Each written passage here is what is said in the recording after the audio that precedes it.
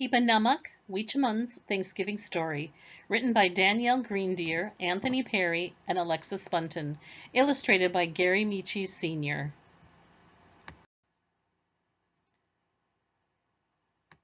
Before you begin, this is the tale of the harvest feast shared by the newcomers of the Wampanoag people in 1621. The newcomers arrived in what is now Plymouth, Massachusetts, and they colonized the ancestral homeland of the Wampanoag tribes. At the time of this first Thanksgiving, many tribes lived in the same area, and they're often known as Indians or Native Americans. In this story, we call them First Peoples because they were the first to live on this land. The Wampanoag people have taken care of their land and tended their gardens for at least 12,000 years. The Wampanoag people hunt, fish, and raise the three sisters, corn, beans, and squash. Over time, First Peoples developed deep knowledge about the ways that many plants, often called medicine, help bodies and minds stay healthy. Here are some important words to know. In the past and still today, Wampanoag people speak a language called Wampanoag. There are some Wampanoag words and concepts in the story. Keepanumuk is the time of harvest. Nasamp is a traditional Wampanoag dish. Nukumas is a grandmother. Usamiquan is the leader of the Wampanoag tribes, also known as Massasoit. Succotash is a soup made from corn, beans, and squash. Tisquantum is a Wampanoag man, also known as Squanto. Turtle Island is a name used by many First Peoples for North America based on traditional stories. Wampanoag is a First Peoples tribe, and it means people of the first light. Weechamun is called corn, and Wetu is a traditional Wampanoag home. I love your garden this time of year, said Maple. Me too. What shall we pick for lunch? Nicomas asked. How about crab apples? Maple suggested. No, choke cherries, Quill shouted. Those are both good medicine, Nicomas said. How about some Weechamun as well? Yes, Maple replied. She is such a good sister to Beans and Squash. The three sisters, they grow together, Quill added. You're right, they feed people all over Turtle Island, Nokomis said, and they have many stories to tell. Can you tell us a story? Quill asked. How about the time the Weechamun asked our Wampanoag ancestors to help the pilgrims? Nokomis replied. The first Thanksgiving? Maple asked. Some people call it that, Nokomis said. We call it Keepanumuk, the time of harvest. And here's what really happened. On one frosty fall morning a long time ago, a large boat with white sails approached the shore. Seagulls circled above the boat, squawking, "New people are coming! New people are coming!" Hearing the news, Weechamun stretched her weary ears toward the sky. Who are these new people? She asked. 2 winters had passed since many of the first peoples who cared for Weechamun passed on to the spirit world. Those who were not taken by sickness found new homes to ease their heavy hearts and rebuild their lives. Weechamun feared this winter would be her last and called upon Fox for help. Fox looked up at Weechamun. Should we trust these newcomers? He asked. Stay close and watch what they do, Weechamun told Fox. Fall turned to winter. Weechamun and the other plants fell asleep. Fox watched the newcomers come ashore. He watched as they made their way into the forest.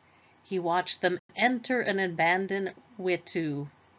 He watched them take a cooking pot and a basket of Weechamun seeds. Don't take us away, the seeds cried. We are waiting for the first peoples to come back in the spring to prepare our beds. We must grow first. But the newcomers could not hear the seeds. Their ears did not know the voices of the land. Fox watched the newcomers build homes on top of empty villages. He watched as they searched for food, but they could never find enough to eat. Many of the newcomers lost mothers, fathers, brothers, and sisters during the long, cold winters. The first peoples watched as well. News traveled fast among nearby tribes that newcomers had arrived. Nobody was sure what to make of them. For many years, others had traveled across the sea to hunt, fish, and trade. Some were friendly, and some were not. These new people seemed different. They were here to stay. Winter turned into spring. The sun warmed the earth. The newcomers continued their search for food. Weechamun awoke from her long slumber and thanked the Creator for another season. She and her sisters, Beans and Squash, pushed through the ground and reached toward the sky. Fox returned to share what he had seen. The newcomers are hungry, Fox told the three sisters. They took Weechamun's seeds, but they don't know how to help them grow. Other animals came to hear what Fox had to say.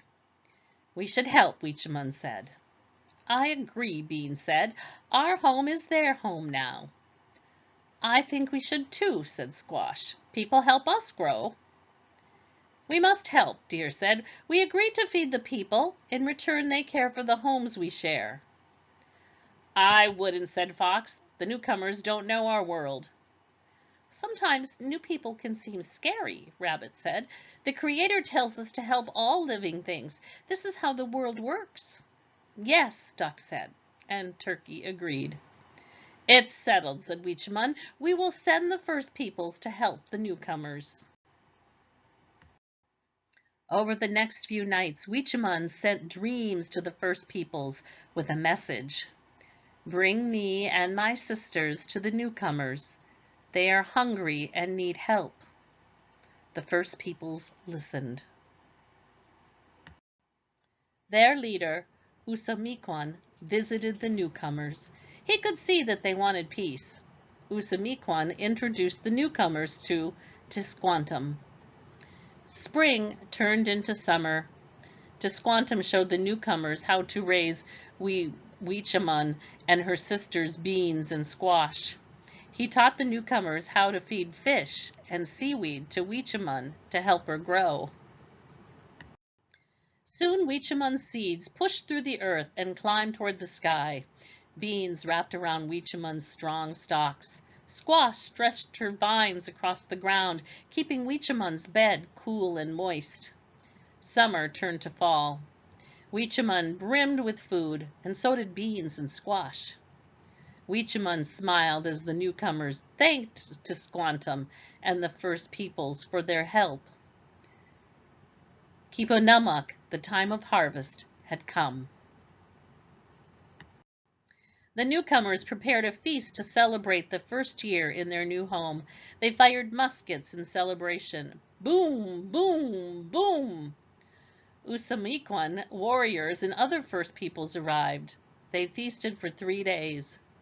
That meal changed both our lives and theirs forever. Many Americans call it a day of Thanksgiving. Many of our people call it a day of mourning. That's different from what we learned in school, said Maple. It was Weechamun and the other beings of the land, sea, and sky who made the newcomers' first harvest possible? That's right, Nokomis said. That is why we pray before we eat.